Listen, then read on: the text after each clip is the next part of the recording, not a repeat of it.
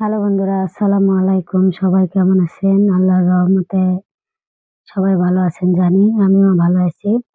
আজকে আমি হযরত মুহাম্মদ সাল্লাল্লাহু আলাইহি সাল্লামের বিষয়ে কিছু তথ্য জানাবো আপনাদের। আশা করি ভিডিওটি শেষ পর্যন্ত দেখবেন। অনেক কিছু শেখার আছে।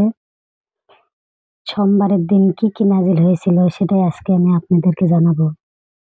এই সোমবার এই দিনে বিশ্বনবী হযরত মুহাম্মদ সাল্লাল্লাহু আলাইহি সাল্লামের জন্ম হয়েছে।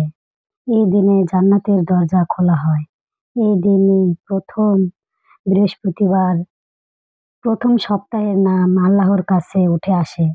এই দিন বিশ্বনবী রোজা রাখতেন, কখনো ছেড়ে দেননি। বিশ্বনবী রোজা রেখে প্রথম যেটা খেতেন সেটা হলো খেজুর, খুরমা খেজুর। আপনারা দেখতে পাচ্ছেন এখানে বিরাট বড় একটা খেজুর বাগান। এই খেজুর বাগান সর্বপ্রথম আমাদের বিশ্বনবী নাজিল করছিল, রোপণ করছিল সৌদি আরবে। আমরা সেই খেজুরটাই বিশেষ করে খেয়ে থাকি রোজার মাসে। সারা বছর কিনতে না পারলেও রোজার মাসে অবশ্যই খাই। আমি মা বোন এবং সবার উদ্দেশ্যে একটাই কথা বলতে চাই, আমাদের বিশ্বনবী হযরত মুহাম্মদ সাল্লাল্লাহু আলাইহি সাল্লামের জন্মদিন সোমবার। এই সোমবার উপলক্ষে আমরা কি পারি না সবাই রোজা রাখতে? সপ্তাহে একটাই তো রোজা রাখতে পারে নাকি? এতে আমাদের হযরত মুহাম্মদ সাল্লাল্লাহু আলাইহি সাল্লামও খুশি হন। আমরা কি পারি না বিশ্বনবীকে একটু খুশি রাখতে? আপনারা যদি এই সোমবার রোজা রেখে আল্লাহর কাছে যা চাইবেন, আপনার সকল মনস্কামনা আল্লাহ পূর্ণ করবে।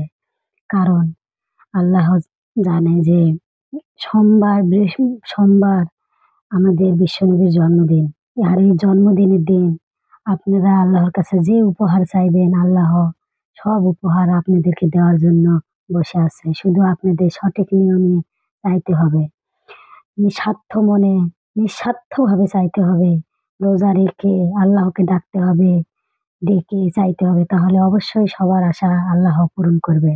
আর আমার এই ভিডিওটি যদি সবার ভালো লেগে থাকে, অবশ্যই সবার সাথে শেয়ার করবেন, বেশি বেশি করে সবাইকে দেখার সুযোগ করে দিবেন এবং আমার চ্যানেলটি সাবস্ক্রাইব করবেন। আশা করি অবশ্যই কিছু বোঝাতে পারলাম আপনাদের। আর আমি চাইবো সবাই এই সোমবারের দিন রোজা রাখবেন।